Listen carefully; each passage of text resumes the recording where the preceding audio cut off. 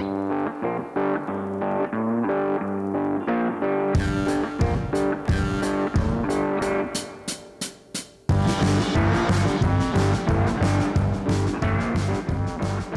and welcome to Reasoning Through the Bible. We've been working our way through the book of Nehemiah. Today we're in Nehemiah Chapter 3, and what we see here in Nehemiah Chapter 3 is a very detailed list of people and materials. It's detailed to the point of tedium. And Steve, we've been calling Nehemiah our project manager here. So it's like we're looking over his project management detailed material. We've got here his all of his detailed work plan and project management called work breakdown structure. Well, we've got all the details of who did what. And again, it's very detailed, and to the point that we might be tempted to skip over it, but there's some of God's truths that we can find, that we can draw out of these kind of passages. Yeah, this chapter 3, it gives all of his resources, and in any project you have resources that are assigned specific tasks, and we're going to see that here in chapter 3 of Nehemiah. Of course, Jerusalem in those days, as did all cities, had walls around them, which was the defense against evil people, warriors, things like that. Thieves could come in and just take things at night if you didn't have a wall around you. So they would always build a wall with a gate and then man the gate. And the gates would close at night and open back up again in the morning. So people, the fields where the crops were out in the agricultural areas, people would bring in their goods to sell in the city, and at night the gates would close. And so before the people could really rebuild their homes and start their businesses and have any kind of a decent life, they had to have some defense against wild animals, against thieves and people. And so the walls were necessary so they could have some dignity and rebuild the lives. Their children would be safe, things like that. And so with this is what's going on here, is the building of the walls. Chapter 3 of Nehemiah goes into tremendous amount of detail. And what we don't find in any of this is cutting of new stones. So a lot of the material had to have been there already. And likewise, I think, Steve, we can learn from this. When we have a church ministry that we need to build, I submit much of it's probably already there in the church. The resources to do new activities are probably already there. You may need a few new things, like Nehemiah needed wood for the gates, but he didn't have to go get very many materials after that. Most of the materials for rebuilding the wall and the hinges and the bars on the gates were already there. They just had to go find them, use them, clean them up, and put them to work. And I would think that's the same thing in our churches. Our churches have resources. We just need to find them and motivate them and get them up off of the pew. And I think those resources are often overlooked. Whenever there might be a situation, there's somebody that's put in charge and they might expect people to volunteer. Well, you're going to get some volunteers, the old 80-20 rule. You're going to get about maybe 20% of the people to volunteer, but the other 80% aren't. But you will find people that will work if they were asked to do so. And so that's something that we should take away, is that the resources there, use people's strengths. You have project managers in your church, probably. You have engineers. You have all different types of job descriptions of the people that are there. Don't be afraid to ask them, because many of them, they want to get involved. They just don't know how. And if they're just asked to do it, you'll find out many times, yeah, sure, I'll do that. Our custom here on Reasoning Through the Bible is to read much of the passages that we're explaining. We're not going to read this one because it's really long and detailed. It's got 38 people's names in it, and it's an exercise in pronunciation, and it would be quite difficult, at least for Steve and I, to read. But what we do find here in this, we can learn some things, is that there's, again, 38 people's specific names of people and where on the wall they worked. So Nehemiah kept detailed records of who worked where on the walls. And we'll learn some things about that as we go. There's also 30 different specific geographic features, names of gates, names of towers, where certain resources were. Again, geographic architectural features by name are mentioned. There's 30 of those. There's 8 different governmental titles in here. So we had people that were governors and local officials. Again, 8 governmental titles. Even the politicians rolled up their sleeves and went and got to work. There's 15 names of towns or areas that are all in here, and 9 different job titles. And that's not including things like sons and daughters and families that are all working. So very long, detailed list of who worked where, what their job was, what their trade was, where they were from. And Nehemiah shows his managerial skills with all of this because he had very specific people doing very specific things and kept track of it all. Now, why would he want to keep track of all of these? Well, it so that you can look back. If there happens to be a specific problem in an area of your project, you want to know who it is that worked on that area of the project. With Nehemiah here, he's got the different gates that they worked on. If there's any problem with that gate in the future, he knows right who to go back to, who to ask questions for. Maybe not to lay blame, but to ask them specifics. How did you handle this? How did you put it together? What did you do in order to bring up a solution to it? So I think that it's not just a record of who worked where, but it's also so if there's any issues, they can go back to the source and find out what they did. This also lets our project manager, Nehemiah, keep track of, to make sure he didn't forget something. It would be a bad situation if, okay, I've got all these people in all these places working and, oh my goodness, I forgot an entire section of wall and there's no one working on that section. Then it messes things up later. So again, keep track of who all's working where and what they're doing. I also learned from this, Steve, that Nehemiah motivated very different groups of people. Again, all these different trades, all these different job titles from different locations. He motivated all of them to work side by side in a common effort, So that's one of the signs of a good leader, is to be able to get the team of people, the congregation in the church, to be able to work side by side in a common effort. That's the sign of a good leader. When God is working and we have a vision from God, a great work that can be accomplished, oftentimes the people will step up and say, oh, nothing's being done over here, I want to do that. And they'll step up and do it. And all the leader needs to do is to paint a vision and motivate them. So what can we learn, Steve, from the fact that people from all walks of life are in here, including those that didn't normally do manual labor? I mean, some of these people, it mentions job titles in here that were goldsmiths. Some of them were perfumers. Some of them were priests. Some of them, again, were government officials.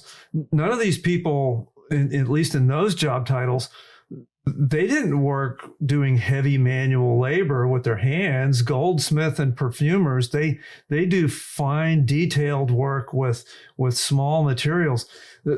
Building walls, this is heavy construction with heavy stones and heavy beams, and this is hard manual labor.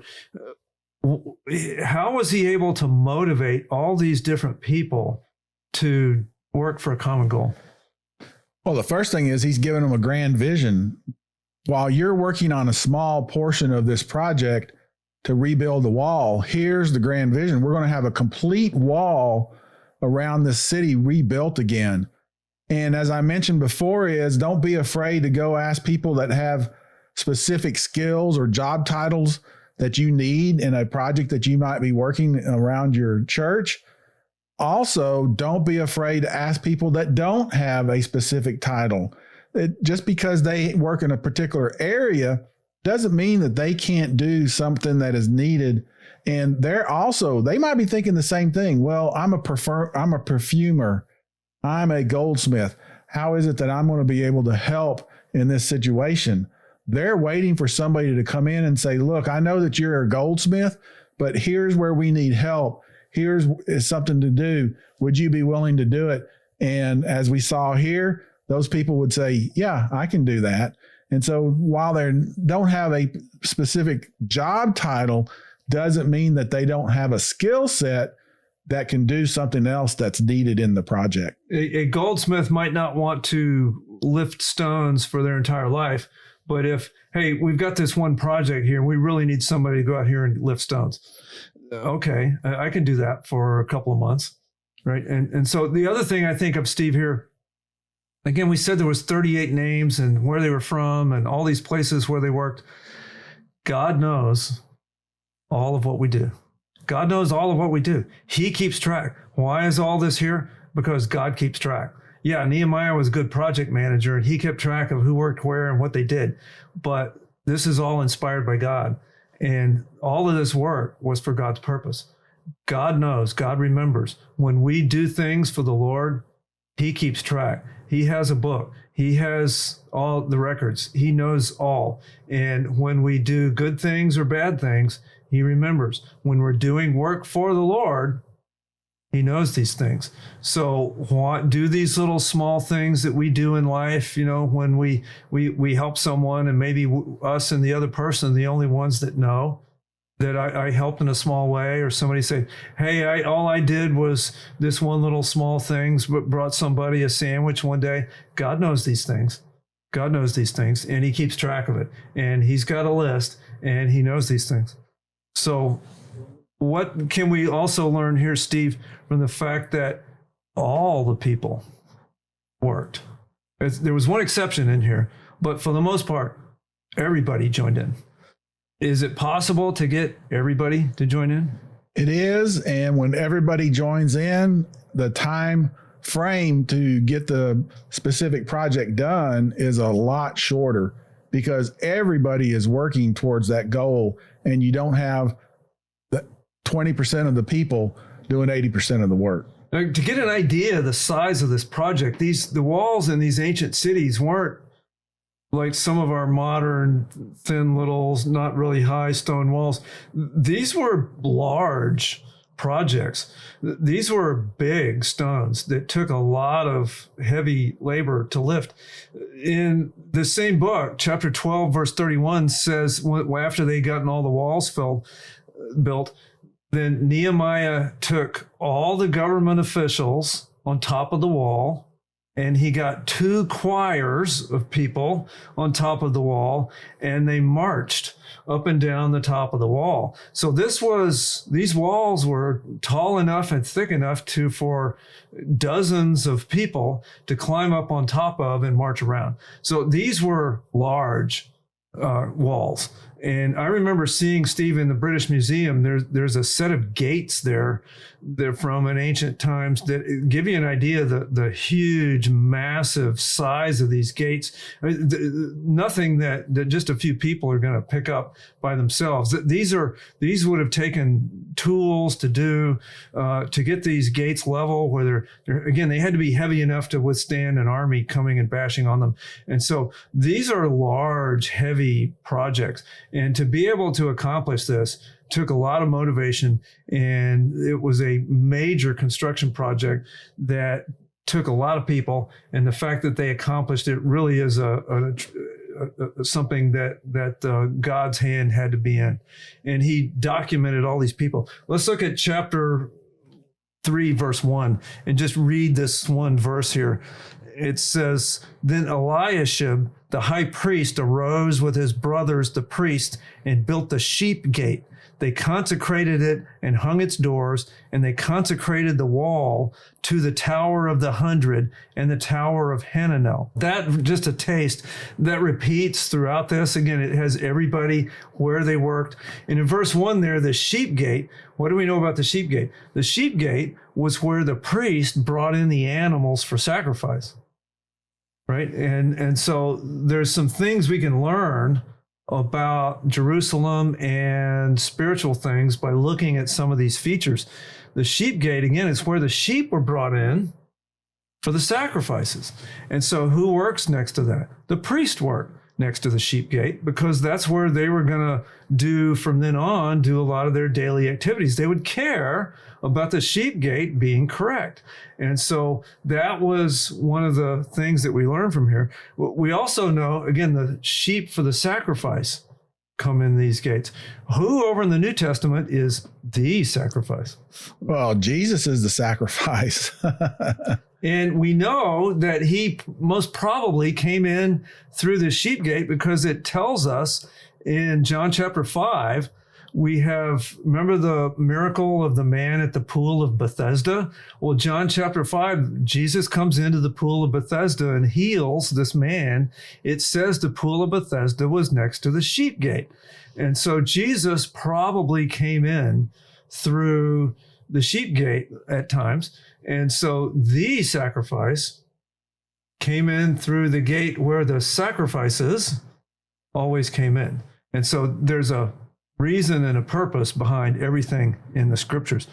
And the building of the wall starts at Nehemiah 3:1. It starts where? With the sheep gate. Where does our walk with God start? Our walks with God starts with the cross. It starts with the sacrifice. The sacrifices in the Old Testament came in through the sheep gate. We have to, like Nehemiah, his construction project started with the sheep gate.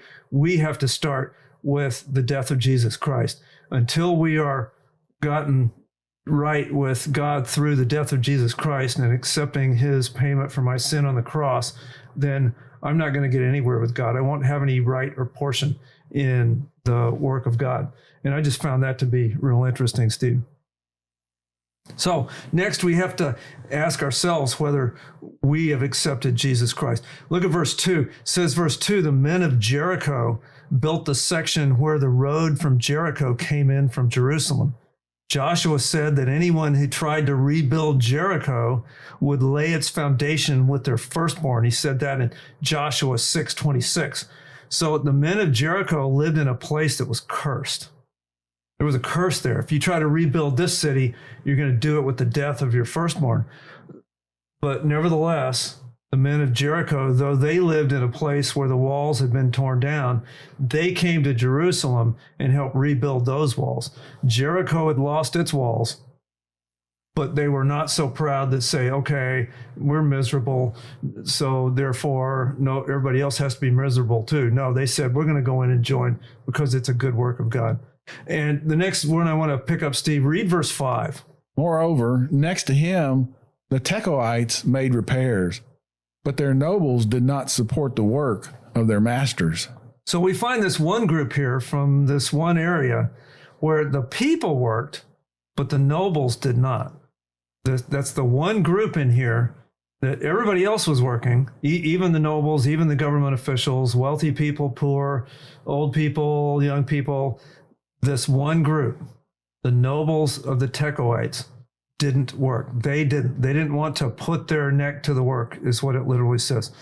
We should ask ourselves whether I want my name to be in the list of the people that did the work, or do I want my name to be remembered by God as the one who didn't step up and work? I was just fixing to say, in these projects that we're talking about, and if there's a particular project at a church or congregation where you're at, how do you feel if you've gone through and your church has gone through this big project, whatever it might be, and you didn't participate in it, you didn't help it, you didn't do anything, you just kind of sit back and watch everybody else? I think that in some ways it affects you once the project is done. Because what do you have? You have all the people that worked on it. They relay their experiences. They talk about maybe some issues or problems that they had and how they overcome them or how God helped them overcome them. And if you didn't participate in that, you're just kind of sitting back listening to all these stories and listening to everything that these people talk about and the joy that they have, even through the problems that they experience. They still end up with joy because why? at the end of it, they see the result of the work that they put in to it. And if you didn't participate in it, you're just kind of sitting there and you don't really get to enjoy it, not as much as you think that you would, in my belief. I was saved in the first church I ever joined after I was saved. At the little meeting that the new members went to with the pastor, he told us something, and I've remembered it all these years. He says, as a pastor, he said, I see two kinds of people come into this church. Some of them, there's a minority of them, small number, they're very busy. They're involved with 2, 3, 4, 5, 6 different ministries. They're always here, different days of the week, and they stay here for a little while and then they disappear because they're burnt out, or else they get upset about something and they're gone. There's a much larger number, he says, that I see them come on Sunday morning, they sit in the same place, and they never get involved in anything, and they never help with any of the ministries, and they stay here for years, and they never work on anything. And he told us, don't be either of those. Don't be the ones that are overworked and burnt out, and don't be the ones that come and do nothing. And so I submit we can learn from Nehemiah. Way back here in the Old Testament, Nehemiah Chapter 3, we have everybody joining in on a project. They do a great work for God, and they finish it and have the satisfaction of knowing I built that. But these one nobles from this one town will be forever known as the ones who didn't help. They were the ones who didn't get involved. They were the ones who didn't further God's causes. And I would hate to get to the end of my life and get called into the top floor corner office and say, what did you do for me? And the answer is, I didn't do anything. And so that's the lesson back here in, sorry about the guilt trip, but that's what's here before us. These people were written down as not doing anything. Next, in verse 6, it talks about the old gate. The old gate was one there from the very first, from the old days, or they wouldn't have called it the old gate. It would have been the new gate. But the old gate was only old because it worked. If you think of it, if nothing lasts to be old unless it was good in the first place.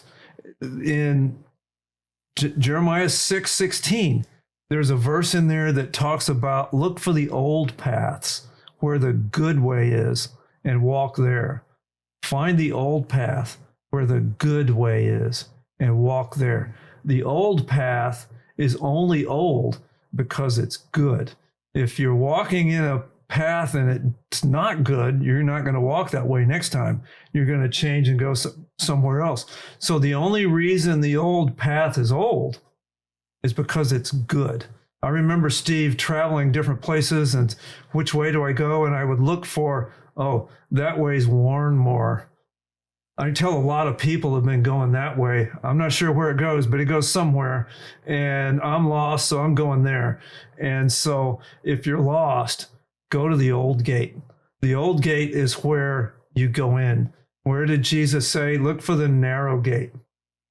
The narrow gate's the old gate, and it's going to be there. The new gates may come and go, but there's an old gate that's old because it's a good gate, and it goes to a good place. Sometimes the new paths take us off a cliff. If you start cutting a new path, you may drive right off the cliff. If you travel the old paths, you're sure to get somewhere. So if it wasn't good, it wouldn't be old. Then look at verse 12. In verse 12, it even says the son and granddaughters of a government official joined the work. Both young men, young women, parents, and all types of people joined the work. And so here's a question, Steve. It had sons and daughters. These were granddaughters, grandsons. Can you and I join in the work? Can even us? Is there a place on the wall for us?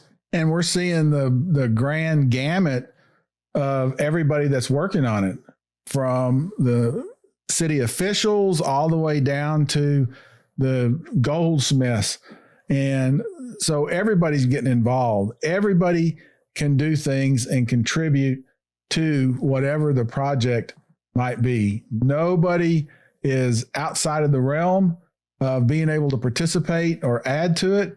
Nobody is below or too minor in order to put something. And the work that they might do, it might only last 1 or 2 days. It might be something that might never be seen. It might be a part of the project that is behind a wall or behind a door, something that would never be seen or few people would ever see, but yet it's there, and you know that you had a participation in providing that particular part of the project. So, my friends out there, my Christian brethren that are listening, there's a place on the wall for you. If you're not involved in a ministry, then come join us on the wall, because the work's happening and it's a great work and you'd love to be part of it. Roll up your sleeves and join in, because there's a place on the wall for you. Next, Steve, if you could read verse 13, it tells us some more good information. Hanun, the inhabitants of Zanoah, repaired the valley gate. They built it and hung its doors and its bolts and its bars and 1,000 cubits of the wall to the refuse gate. 1,000 cubits of the wall. That's a long way. These were wide and tall. This took a tremendous amount of work. And so these people did a great work for the Lord. I don't know how many of them there were, but must have been a lot of people, a lot of work to do 1,000 cubits.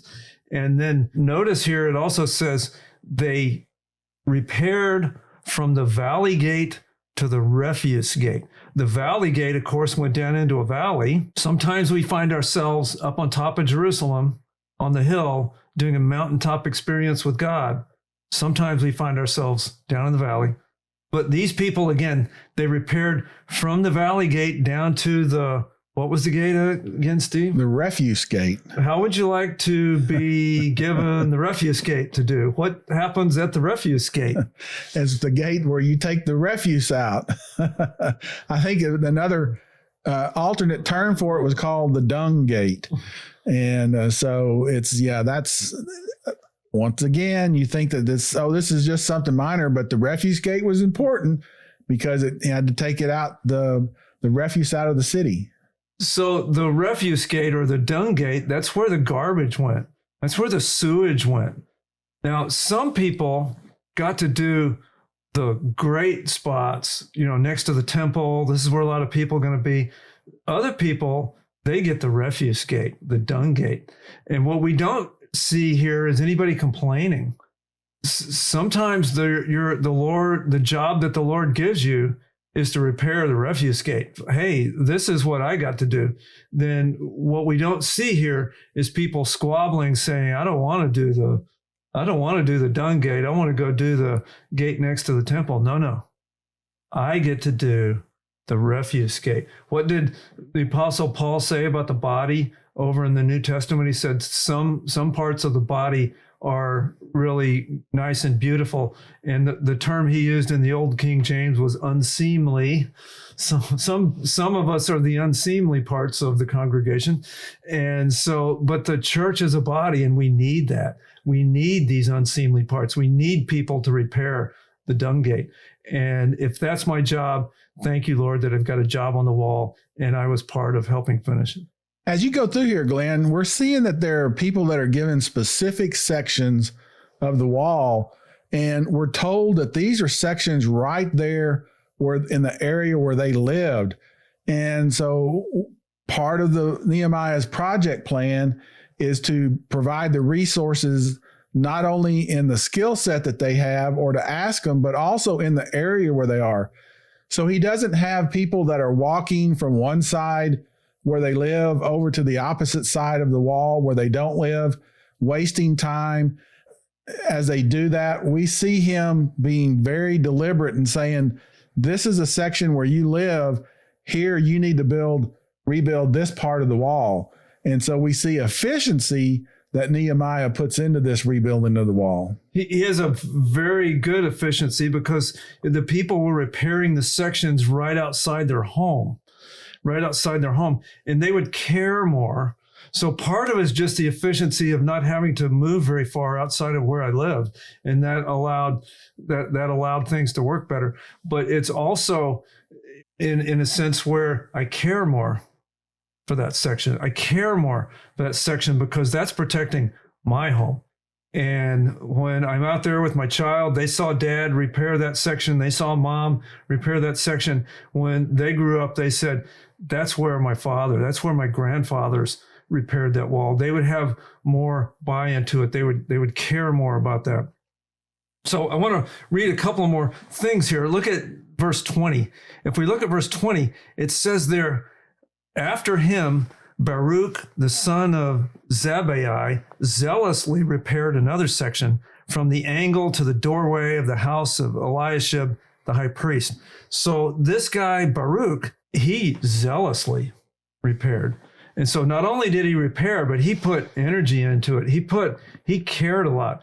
And that's what I want to be. I want to be the guy who gets recorded as zealously repairing my section. They put energy, drive, and commitment into the work.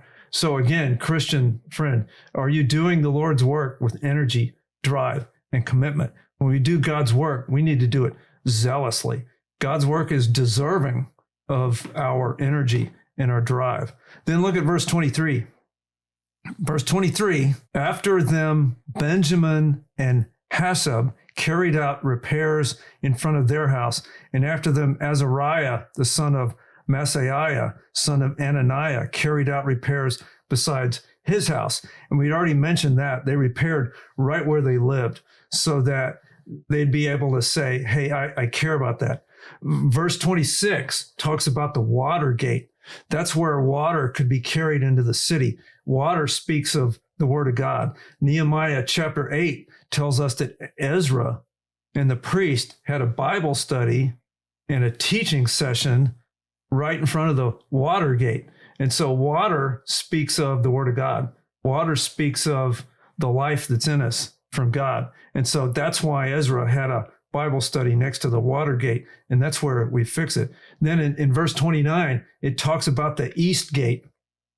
In verse 29, the east gate is many things happen there throughout the scriptures. The east gate is where back in Ezekiel chapters 10 and 11, God's glory leaves the temple and goes out through the east gate and goes out to the Mount of Olives and departs from there. Then in the New Testament, in the Gospels, Jesus starts at the Mount of Olives, goes back in through the east gate in the triumphal entry back into the temple. So this is where many things happen in Scripture. And so this chapter starts with the sheep gate, with the death of the sacrifice of Jesus, and it ends at the east gate, where that's where Jesus comes in. In the book of Zechariah, it says specifically there that the Messiah will come back to the Mount of Olives again and go back into the city through the east gate to the temple. And so in history, Steve, the Muslims knew this, and they walled up the east gate and put a cemetery right in front of it with the intention of saying, Jesus is not going to come through this gate, but somehow I don't think that's going to stop him when he comes back. No, and the cemetery has to do that. In order to stay clean, you're supposed to stay away from dead bodies. And so that's why they put the cemetery there. But yeah, that's all going to be taken care of some way, somehow. That's not going to be a obstruction to Jesus when he comes back. And so with all of this, we have in Nehemiah chapter 3 and again in chapter 12, there's 12 gates to the city of Jerusalem. It lists them all, 12 gates. Over in Revelation 21, it says there's 12 gates to the New Jerusalem. So all these things are not here by random. All of these places back here in the Old Testament tell us great things about not only today in our churches, great things about how we live our lives, but also about the future and future prophecy. And that's probably a good place. We've reached the end of chapter 3. Next time we'll get into chapter 4 when we find out Nehemiah has even more challenges from his detractors. So we'll learn that next time as we reason through the Bible. Thank you for watching and listening. May God bless you.